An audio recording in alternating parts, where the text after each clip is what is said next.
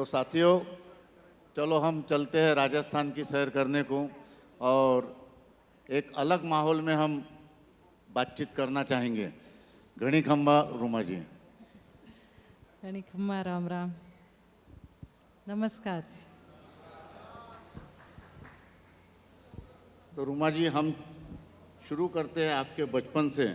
आपने कढ़ाई करना आपकी दादी से सीखा। क्या आप अपनी दादी माँ के बारे में कुछ बात करना चाहेगी? वैसे मेरी दादी माँ अभी 80+ है, और जब मैं छोटी थी उस टाइम भेड़ की ऊन की कताई और बुनाई करके वो कपड़े बनाते थे, पहनने के लिए धाबला और ओढ़ने के लिए पट्टू, लुंकार, शॉल, और उस पे कढ़ाई करते थे। जो आज के टाइम में मिरर से करते हैं, उस टाइम मिरर नहीं होता था, तो जो 20 पैसे 10 पैसे पहले चलते थे, उसी से उसके साथ में कढ़ाई करके उनको कढ़ाई करते थे, और साथ में हम बैठ के सीखते थे। बाड़मेर जैसी छोटी जगह पर जहाँ पुरुष प्रधान संस्कृति है और पर्दा प्रथा आज भी चलती है, आपने जब अपने परिवार की वित्तीय सहायता करने की सोची तो आपके परिवार वालों का क्या रिएक्शन था? वैसे स्टोरी तो अभी मैडम ने बताया। एक 4 साल की बच्ची की जब माँ नहीं बचती है तो उसकी ज़िंदगी क्या हो सकती है, आप सभी समझ सकते हैं, क्योंकि पहली शिक्षिका माँ होती है। और 8वीं में स्कूल छूट जाना, पिताजी ने दूसरी शादी कर ली, और एक नहीं, दो नहीं, 6 बहनें, बिना चप्पल के स्कूल जाना होता था। वो भी 8वीं में छूट गए, और 17 साल की थी तो शादी हो गई। शादी के बाद भी घर की आर्थिक स्थिति ठीक नहीं थी। मेरा 8वीं में स्कूल छूटा, मेरे पति का 5वीं में। कोई रोज़गार नहीं था, और जब मेरी पहली संतान हुई, सारे दुख भुला के मैंने सोचा अब तो ज़िंदगी में खुशियाँ आएगी, लेकिन वो भी भगवान ने सिर्फ 48 घंटे के लिए ही दी। कुछ महीने ऐसे ही घुट घुट के जीने के बाद लगा अब ज़िंदगी में बसा है क्या है, या तो कुछ कर लें या फिर ज़िंदगी ख़त्म कर लें। लेकिन फिर सोचा क्यों ना दादी के साथ में बचपन में कढ़ाई का काम सीखा था उसी से कुछ करते। तो ऐसे शुरुआत की। कढ़ाई का काम तो हाथ से कर रहे थे, लेकिन इसका मार्केट कहाँ होगा, आगे क्या करेंगे, स्टिचिंग के लिए मशीन नहीं थी। तो फिर लोकल मार्केट में जो महिलाएं पियर जाती है वो बैग तो लेके जाएगी, उसके लिए बैग बनाने शुरू किए। स्टिचिंग के मशीन के पैसे नहीं थे, तो फिर अड़ोस पड़ोस की महिलाओं से बात की कि अपन मिल के कुछ करते हैं, अकेली तो नहीं कर पा रही हूँ। फिर 10 महिलाओं का समूह बनाया और 100 रुपये इकट्ठा करके एक सेकेंड हैंड मशीन खरीदी और उससे काम शुरू किया। आपकी शादी 2006 में हुई, और आपने 2006 में ही गांव की कुछ महिलाओं को साथ में लेकर स्वयं सेवा समूह बनाया। तो आपको उन महिलाओं को मनाने में, या यूँ कहें आपको आपके साथ में जोड़ने में, क्या कोई दिक्कत का सामना करना पड़ा उनको समझाने के लिए? जी, 2006 में शादी हुई और 8 में काम शुरू किया। लेकिन जब मैं थोड़ा सक्षम हुई तो मुझे लगा मेरी जैसी और कितनी महिलाएं हैं जो गांव में रहती है, उनके पास में रोज़गार नहीं है, उनको साथ में जोड़ते हैं। गांव कैसे, वो ढाणियों में रहते हैं, रेत के दौरों के बीच में दूर दूर ढाणियाँ होती है, 1 किलोमीटर पे एक घर आएगा वैसे, और 50+ डिग्री तापमान रहता वहाँ पे। उस धूप में उनके घर तक पहुँचना, सड़कें नहीं होती थी, पीने के लिए पानी नहीं था। आज से 12 साल पहले की बात कर रही हूँ। उन घर तक पहुँचने के बाद जब उनके घर वाले बोलते कि हमारी महिलाएं जो घर का काम कर रही है वही बहुत है, पता नहीं आप क्या सिखा के जाओगे, कल ये हमारा कहना मानेगी नहीं मानेगी, बड़ा दुख होता था। लेकिन फिर भी महिलाओं की इच्छा थी कि हम कुछ करेंगे। घर वालों को मनाते कि इनको कहीं नहीं जाना पड़ेगा, ये घर का काम भी करेगी, लेकिन जो 2-3 घंटा इनको दिन में टाइम मिलता है उसमें ये काम करेगी। तो ऐसे करके महिलाओं को साथ में जोड़ना शुरू किया। जब वो महिलाएं सक्षम हुई तो पड़ोस की और महिलाएं साथ में जुड़ने लगी, और जब वो घर की मदद करने लगी तो घर परिवार वाले भी उनकी मदद करने लगे। रूमा जी, अब तो आपके काम के डंके पूरे भारत में ही नहीं पूरे विश्व में बजने लगे हैं, पर आपके शुरुआती समय में आपके काम के प्रति ग्राहकों का क्या रवैया था? क्या आपको उचित मूल्य मिल पाता था? वैसे जब पहली बार हम बाड़मेर से बाहर गए, क्योंकि बाड़मेर से बाहर हम पहले नहीं गए थे, और एक हमें एग्जीबिशन का मौका मिला दिल्ली में। जब हम दिल्ली पहुँचे तो जो कस्टमर आए उन्होंने बोला ये तो मशीन का काम है या हाथ का है इतना सुंदर? तो हमने बोला ये मैम हाथ का काम है और इसकी कीमत ये है, क्योंकि सही दाम हमें भी नहीं पता था कि कितना होना चाहिए। पहले बहुत एक्सपोर्ट होता था, गांव में बैठे महिलाओं को ये नहीं पता कि ये बना क्या रही है। वो एक भरत का टुकड़ा बनाती है, जो 2-3 रुपए दे दिए उसमें बना के दे दिया, आगे क्या होगा क्या यूज आएगा उसको कोई मालूम नहीं था। लेकिन जब हम खुद बाहर गए तो पता चला ये तो जो अमीर लोग हैं ये पहनते हैं, वो घरों में यूज़ लेते हैं, बेड कवर, कर्टन्स, तो इनका तो दाम और अच्छा होना चाहिए। जो इतनी मेहनत कर रही है वो तो मेहनत नहीं मिल रही है। तो ऐसे करके हमने बीच में जो एजेंट थे उनको हटाया और सीधा महिलाओं को मार्केट तक पहुंचाया। जो प्रोडक्ट बनाती है वही जाके सेल करती है। आपको ग्राम विकास एवं चेतना संस्था से जुड़ने की प्रेरणा कहाँ से मिली और क्या करिश्मा हुआ कि सदस्य बनने के केवल 2 वर्ष के भीतर आप इस संस्था की अध्यक्ष बन गई? जब हम 10 महिलाएं साथ में जुड़ के एक समूह बनाया तो 10 महिलाओं के लिए हमारे पास में काम नहीं था। हम इधर उधर घूम रहे थे कि हमें काम चाहिए, लेकिन बाड़मेर जैसी जगह पे काम क्या मिल सकता है, और वो भी अनपढ़ महिलाओं के लिए। तो किसी ने बताया कि ग्रामीण विकास चेतना संस्थान है जो हैंडीक्राफ्ट का काम करती है, अगर आप उनके पास जाओ तो शायद आपको मदद मिल सकती है। तो हम 2-3 महिला इकट्ठे होकर वहाँ गए और अभी हमारे सेक्रेटरी हैं संस्थान के विक्रम सिंह जी, उनसे मिले।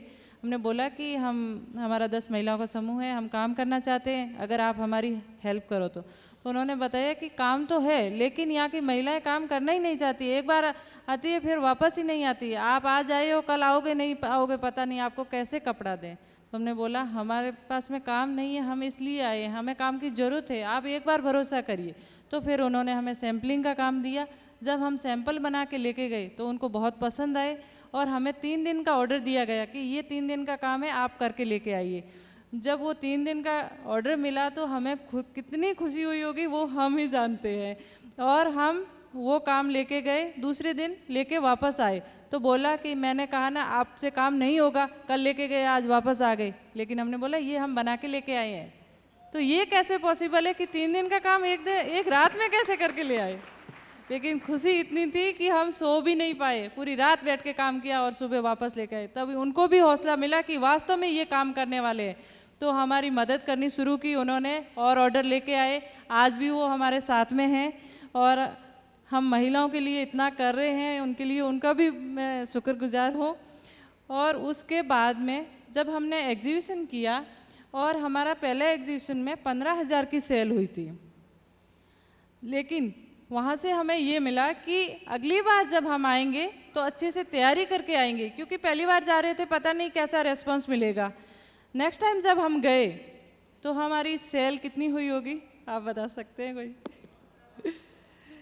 11 लाख की सेल हुई थी। और उसके बाद जब वापस आए तो 2010 में मुझे GVCS का प्रेसिडेंट चुना गया और हमने और नवाचार करने का सोचा, क्योंकि उस टाइम हम cushion cover, bed cover, curtains बना रहे थे, लेकिन बेड कवर कोई बार बार नहीं खरीदता। हमने सोचा क्यों ना उसमें कपड़े बनाए जाए जो हर बार नया पहनना चाहते हैं। तो हमने फिर कुर्ते, दुपट्टे, साड़ीज़ ये बनाना शुरू किया। और साड़ीज़ हम नहीं पहनते थे इसीलिए हमें नहीं पता था, तो पहली बार क्या हुआ, हमने उल्टा पल्ला बना दिया। जब हम मार्केट में गए तो कुछ महिलाएं थी, उन्होंने बोला बेटा ये तो उल्टा बना दिया है। तो क्या ये तो एक चौंकाने वाली बात थी, लेकिन जैसा उन्होंने बताया वैसा हमने किया। इतने सुंदर प्रोडक्ट बने, अच्छे रिस्पॉन्स आने लगे। फिर भी हमें लगा कि ये प्रोडक्ट जब तक कोई पहनेगा नहीं, पता नहीं चलेगा लोगों को कि एप्लिक में कैसे प्रोडक्ट पहनने के लिए कैसे कपड़े लगेंगे।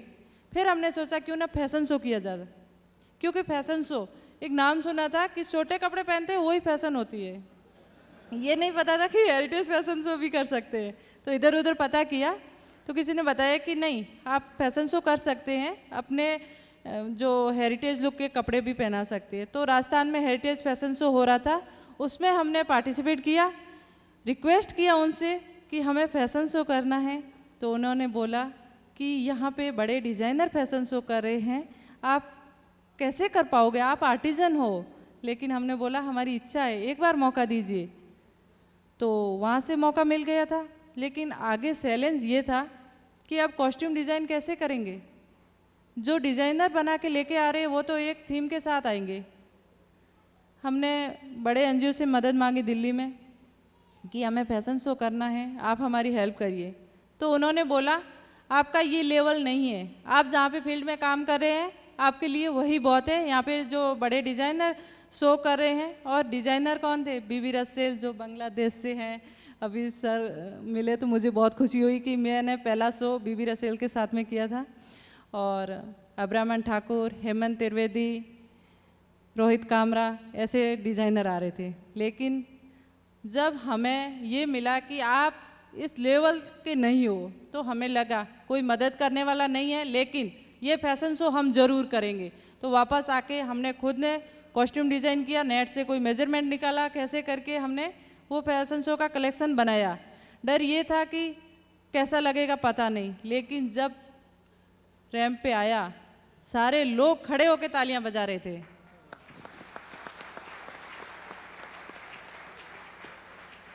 वही डिज़ाइनर सब बाड़मेर पहुंच गए थे। अगले शो में 5 डिज़ाइनरों ने हमारे साथ में कलेक्शन बनाया और 16 शो हमारा था। हमें इतनी हिम्मत मिली कि अब हम पीछे हटने वाले नहीं हैं, आगे और नया करना चाहिए। अब इंडिया में कर रहे हैं, बाहर इंटरनेशनल फेयर करने चाहिए। तो फिर हमने जर्मनी हेम टेक्सटाइल में पार्टिसिपेट किया। वहाँ पे भी हमने, जो एक बूथ की जगह होती है वो 50 लाख रुपए की होती है, लेकिन उन्होंने इंडिया से मात्र एक एनजीओ को सिलेक्ट किया और फ्री स्पेस दिया।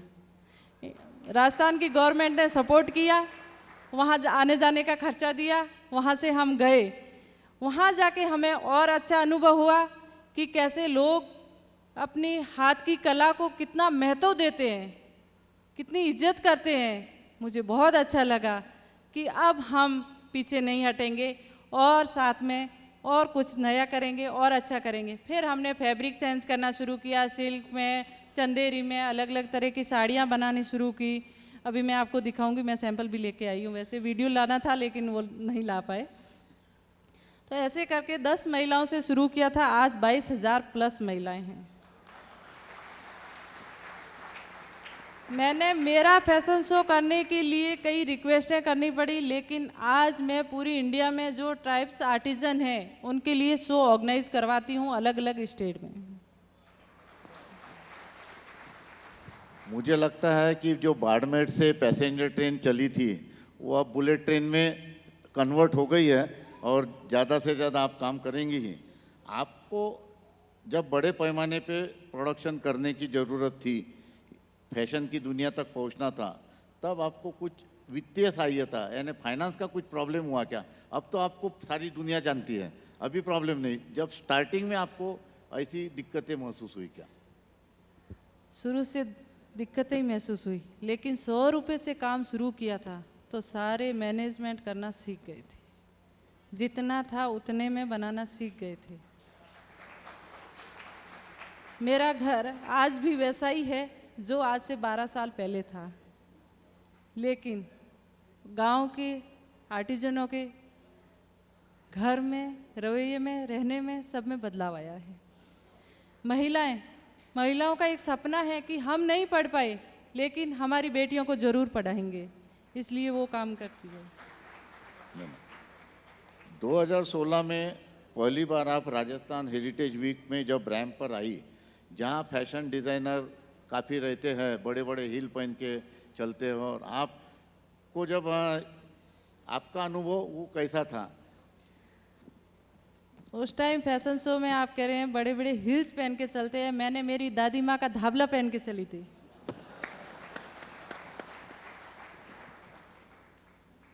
और डिजाइनर ऑफ द ईयर का अवार्ड भी जीत लिया। मैंने आपका जो वीडियो देखा उसमें आप शो स्टॉपर करके आपको और फर्स्ट प्राइज भी उस शो में मिला है। हाँ, पेरिस का टूर मिला मुझे डिजाइनर ऑफ द ईयर का। जो लोग कई साल पढ़ाई करते हैं डिजाइनिंग की, मैंने कहीं नहीं किया, सिर्फ 8वीं तक, वो भी गांव के स्कूल। हर किसी में हिम्मत होनी चाहिए, डिग्री से कुछ नहीं होता है, पढ़ाई जरूर करनी चाहिए।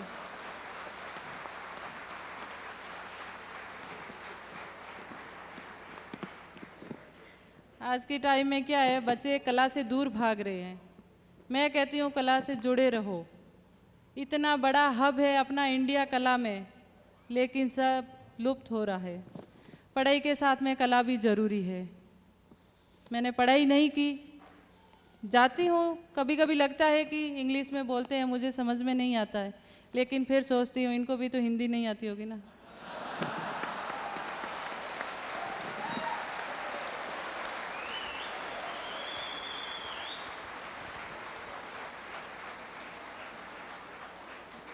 रूमा जी, आपके जैसा मुझे भी बहुत कुछ इंग्लिश नहीं आती, इसीलिए मुझे आज आपका जो सेशन लेने का सौभाग्य प्राप्त हुआ, इसके लिए ही हो सकता है।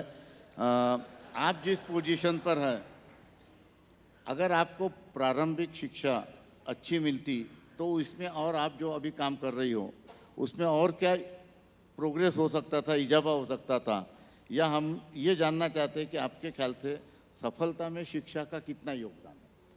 मैं तो सोच रही हूँ अगर मैं पढ़ लेती तो इस फील्ड में आती नहीं आती, लॉस होता।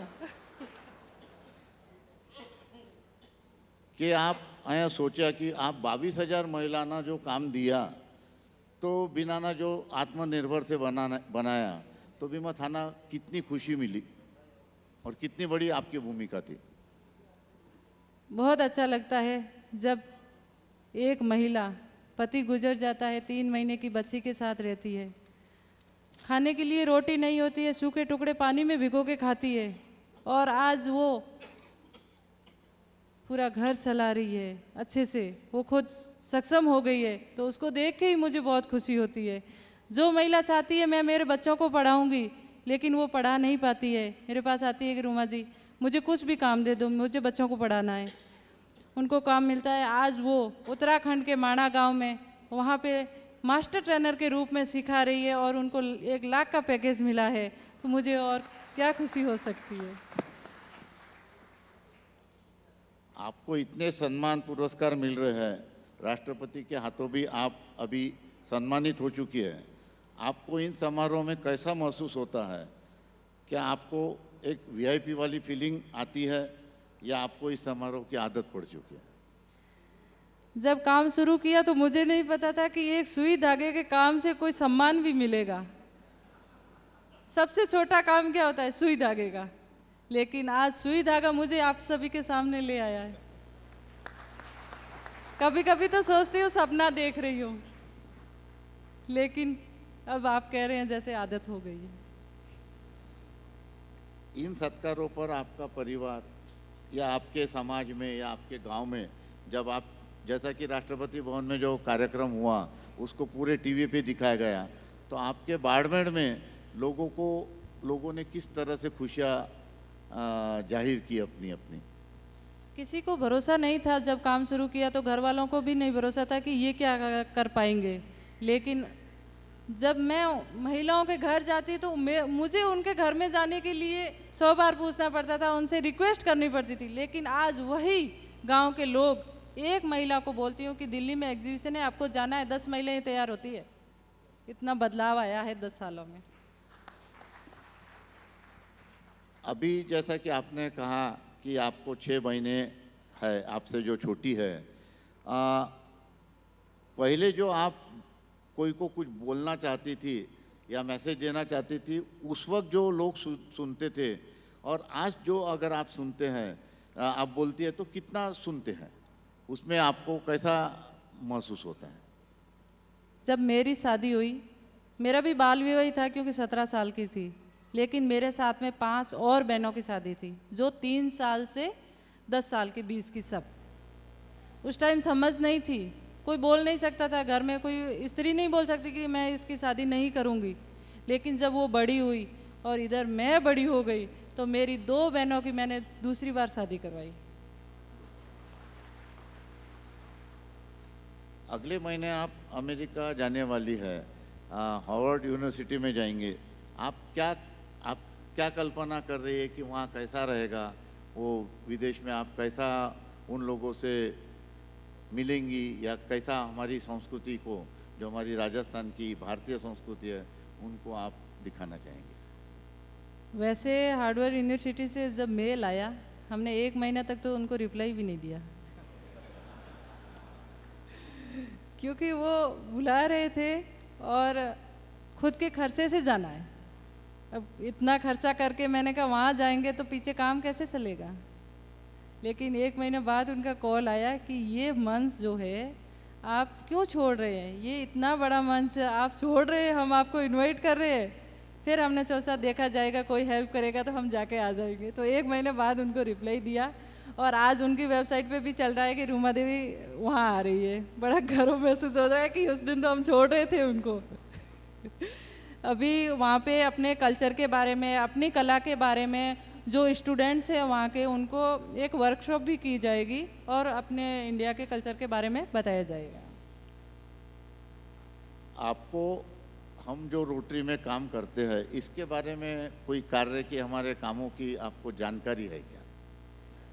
मैंने एक और जगह पे भाग लिया था जो ग्वालियर में हुआ था, और जो पोलियो मुक्त हुआ है वो लॉटरी के माध्यम से ही हुआ है। तो बहुत खुशी है कि लॉटरी कितना अच्छा काम कर रही है और आगे भी और अच्छा काम करेगी। ऐसे और भी अच्छे काम कर रहे हैं काफ़ी, लेकिन पोलियो एक ऐसी बीमारी थी कि हर किसी की ज़िंदगी खराब हो रही थी, लेकिन आज भारत पोलियो मुक्त हो रहा है। बहुत अच्छी बात है, बहुत बहुत बधाई रोटरी क्लब को भी।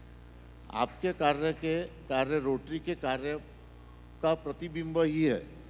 क्या आप किसी रूप सदस्य के तौर पर या दानदाता के तौर पर रोटरी से जुड़ना चाहेंगी?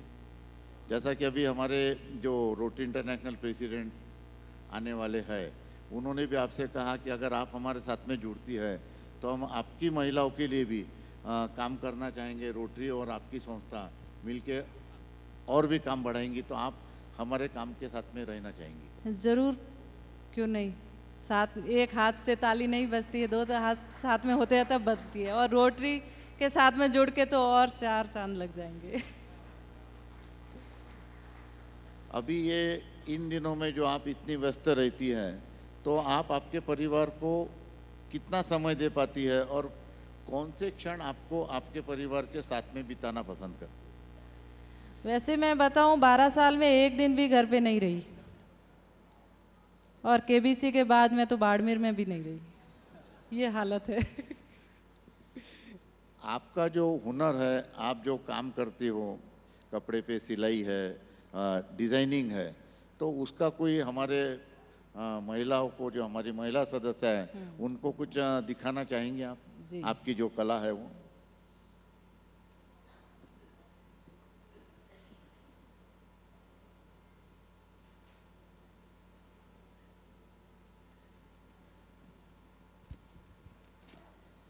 सबसे पहले तो मैं आपको ये दिखा दूं कि प्लास्टिक यूज नहीं करते, हम जो भी प्रोडक्ट सेल करते हैं ऐसा थैला बना के देते हैं। इसके ऊपर हमारा काम का लोगो, नाम का नहीं।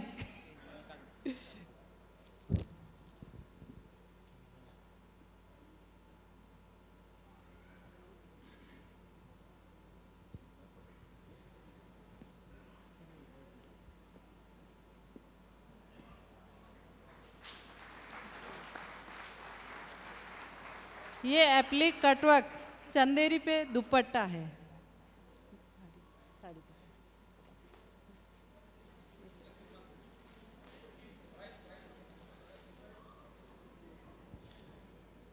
ये 1800 रुपये का है।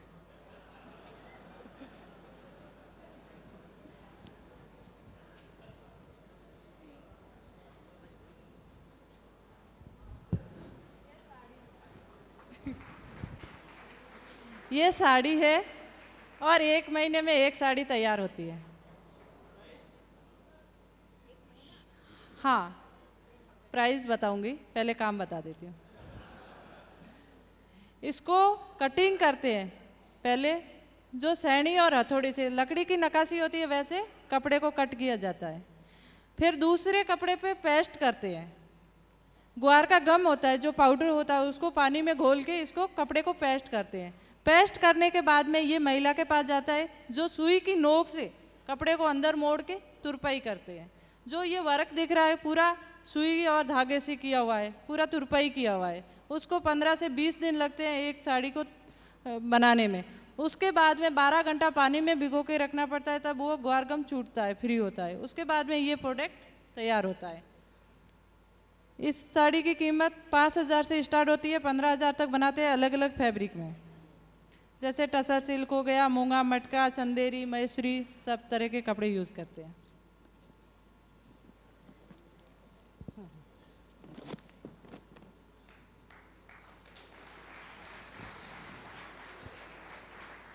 रूमा जी, क्या आप अब भी मानती है कि हमारा समाज पुरुष प्रधान है, या यह अपनी सोच पर निर्भर करता है?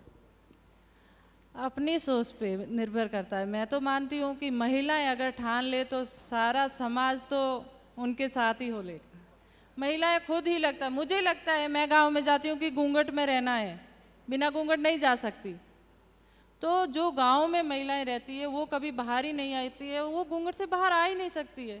लेकिन मैं उनके साथ में यही ड्रेस पहन के बाहर भी जाती हूँ और उनके बीच जाती हूँ। उनको भरोसा होता है कि काम कैसे भी कपड़ों में कर सकते हैं। वो ऐसे वर्क करती है, आप देखोगे ऐसे वर्क करती है। मैं उनको बोलती हूँ आपकी आंखें खराब हो जाएगी, आप घूंघट हटाइए। अब महिलाएं बैठी है, यहाँ पे पुरुष भी नहीं है, फिर भी उनकी आदत नहीं जाती। लेकिन कहना छोड़ दिया, उसकी बीच में जाके ऐसे बैठती हूँ तो वो भी धीरे धीरे कर लेती है। तो धीरे धीरे समाज में बदलाव आएगा। जरूर आया, क्योंकि हम भी हमारी माँ का जो घूंघट पहले इतना रहता था, धीरे धीरे उठाते थे, और वो 50 साल पहले की बात है। पर अब तो काफ़ी कुछ आगे बढ़ गई है महिलाएं। भारत की महिलाओं के लिए आप क्या संदेश देना चाहती है, और आप उन्हें किस जगह देखना चाहती है? हर महिला को आत्मनिर्भर बना हुआ देखना चाहती हूँ। अभी हमारे बाड़मेर में 1.5 लाख से ऊपर महिलाएं हैं जो ये काम करती है, लेकिन हमारे साथ में 22,000 जुड़ी हुई है। मैं सोचती हूँ कि वो सारी महिलाएं आगे आए, अपने काम में सक्षम बने, और उन महिलाओं का एक ब्रांड हो, खुद की पहचान हो। ये अभी हमारी सोच है, और मैं चाहती हूँ पूरी हिंदुस्तान की महिलाएं सक्षम हो, आत्मनिर्भर हो। तो मैं सबसे पहले महिलाओं को ये कहना चाहूँगी कि महिला का सम्मान करे, सपोर्ट करे, अपने हक के लिए खुद लड़े। हम सब में कोई ना कोई हुनर ज़रूर है, तो क्यों ना हुनर के ज़रिए आगे बढ़े, स्वावलंबी बने। अगर खुद पे विश्वास है तो अड़े रहें और खड़े रहें।